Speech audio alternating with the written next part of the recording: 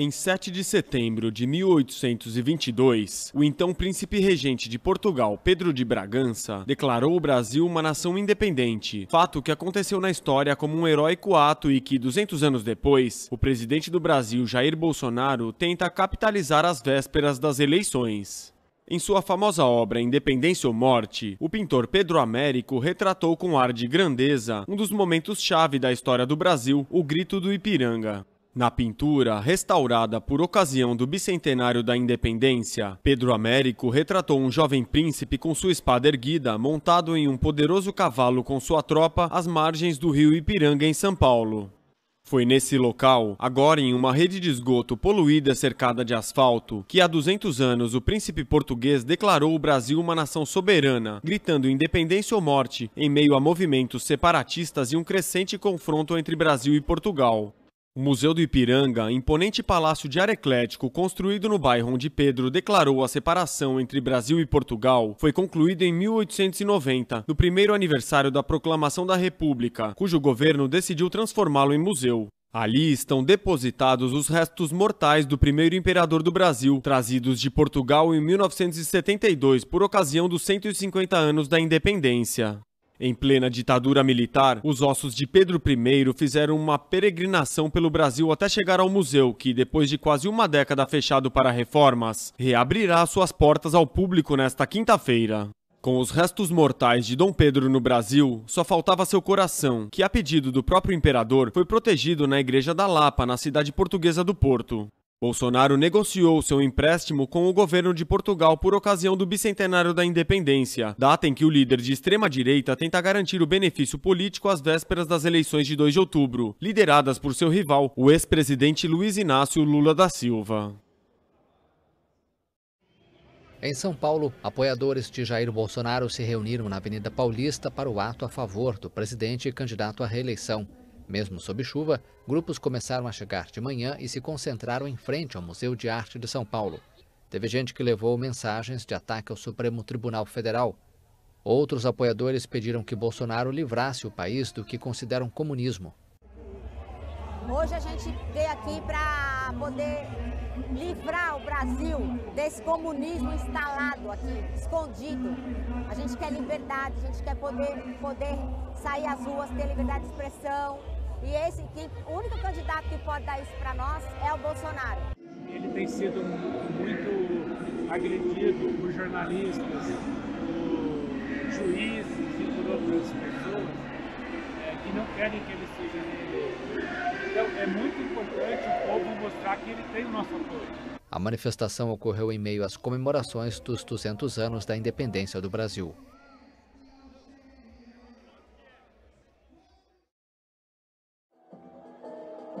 O presidente Jair Bolsonaro iniciou o 7 de setembro em Brasília com um discurso diante de apoiadores que compareceram à esplanada dos ministérios. As falas foram mais leves em relação ao ano passado, quando foram proferidos ataques ao Supremo Tribunal Federal e juras do presidente de que só Deus o tiraria do poder. Aqui não tem a mentirosa Datafolha. Aqui é o nosso Datapovo. Aqui a verdade. Aqui a vontade de um povo honesto, livre e trabalhador. Antes do discurso, Bolsonaro compareceu ao desfile militar na capital. Ele chegou no clássico Rolls Royce presidencial, com a faixa verde e amarela no peito e acompanhado da primeira-dama, Michele. À tarde, as atenções vão se voltar para o Rio de Janeiro e a praia de Copacabana, onde Bolsonaro vai fazer um novo pronunciamento diante dos apoiadores.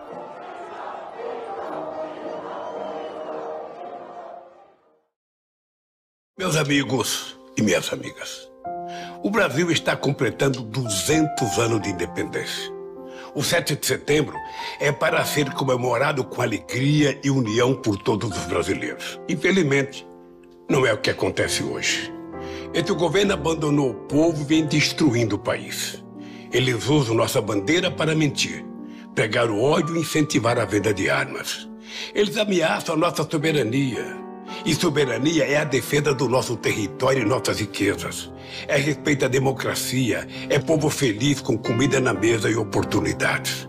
Eu tenho fé que o Brasil vai reconquistar a sua independência e voltar a ser respeitado no mundo.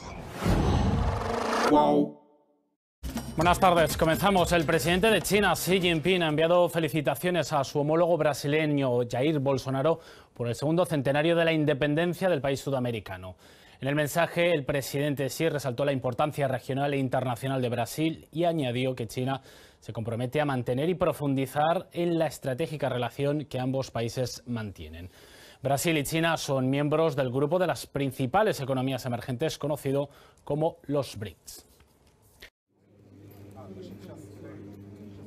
A Ucrânia apoiou nesta quarta-feira o envio de capacetes azuis da ONU à central nuclear de Zaporizhia, ocupada pelas tropas russas. O diretor da Energoatom, a operadora nuclear estatal ucraniana Petro Kotin, declarou que mobilizar o contingente de manutenção de paz e retirar os militares russos pode ser um dos meios para criar a zona de segurança no local. O posicionamento veio um dia após a divulgação de um relatório pela Agência Internacional de Energia Atômica que pedia a criação de uma zona de segurança.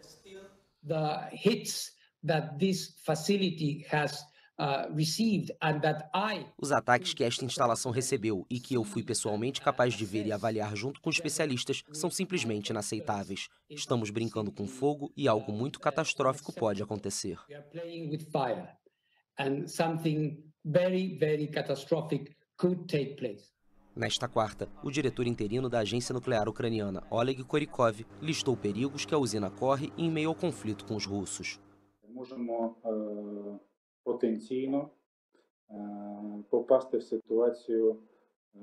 Podemos potencialmente entrar em uma situação em que ficamos sem diesel, e isso pode levar a um acidente com danos à zona ativa do reator e, consequentemente, liberar materiais radioativos no ambiente. І, відповідно, з викидом радіоактивних продуктів в навколишнє середовище. Korykov destacou ainda possíveis consequências não só na Ucrânia, mas também definitivamente além de suas fronteiras. As tropas russas tomaram o controle da maior usina nuclear europeia no começo de março, pouco depois do início da invasão à Ucrânia. Há várias semanas a central é alvo de bombardeios, com Moscou e Kiev se acusando mutuamente da autoria dos ataques.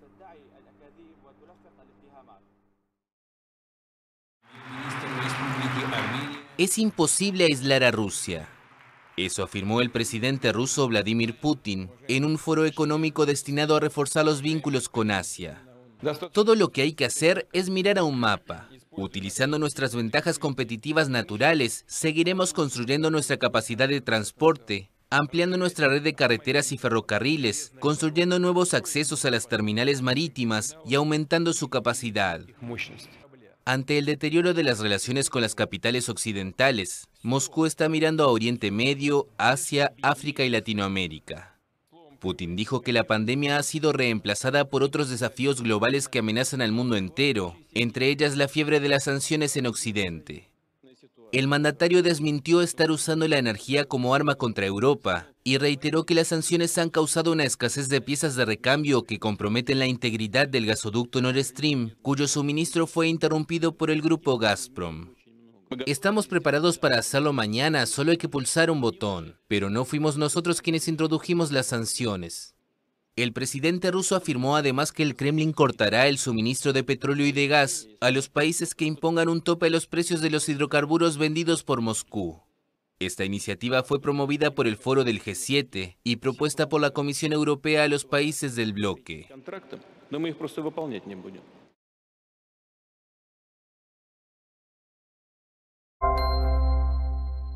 O presidente da Rússia, Vladimir Putin, negou nesta quarta-feira a presença militar do país na usina nuclear de Zaporizhia, na Ucrânia, que foi denunciada por relatório da Agência Internacional de Energia Atômica. O chefe de Estado falou durante discurso no 7º Fórum Econômico Oriental, realizado na cidade de Vladivostok. Putin se disse disposto a convidar a imprensa europeia e americana para uma visita à usina, o que permitiria a comprovação em pessoa das informações. Ao mesmo tempo, Putin garantiu que confia no relatório apresentado na véspera ao Conselho de Segurança da ONU, pelo diretor-geral da Agência Internacional de Energia Atômica, Rafael Grossi, que visitou a central na semana passada. O presidente russo, contudo, denunciou que Estados Unidos e países europeus estão pressionando a Agência das Nações Unidas, o que estaria impedindo, segundo Putin, que revelassem abertamente que os disparos procedem do lado ucraniano. Putin ainda denunciou que foram encontrados resquícios na usina de sistemas de mísseis americanos e outros armamentos ocidentais. O presidente da Ucrânia, Volodymyr Zelensky, defendeu a desmilitarização da usina e elogiou o relatório apresentado por Grossi, dias depois de criticar a agência por não exigir a retirada das tropas russas.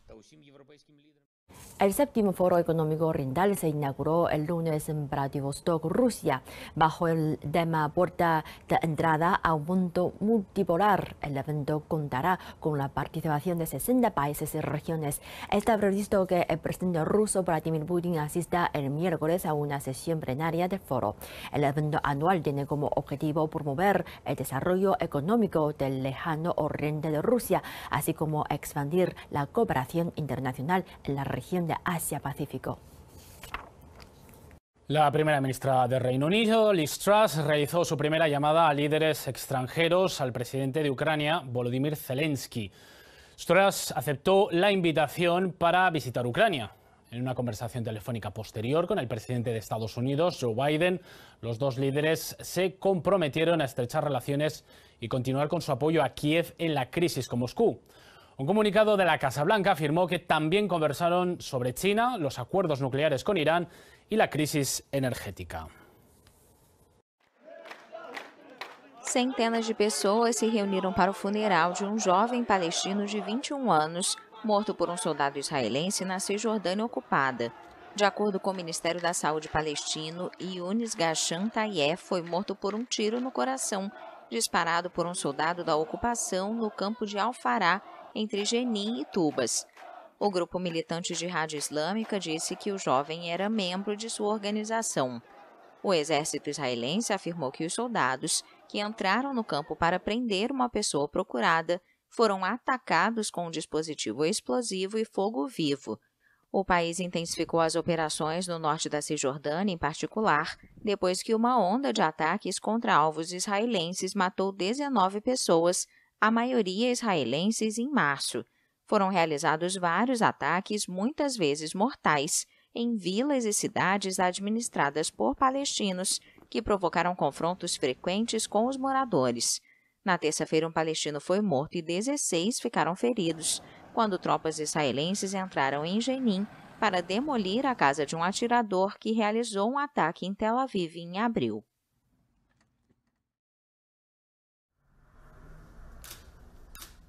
América es el epicentro del brote de viruela del mono. Así lo alertó el miércoles la Organización Panamericana de la Salud.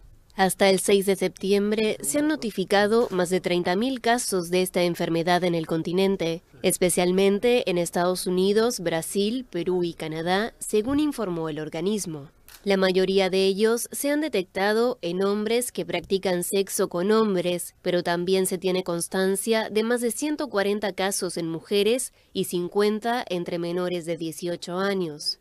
Hasta el momento se han notificado 4 muertes relacionadas con la viruela símica en Brasil, Cuba y Ecuador.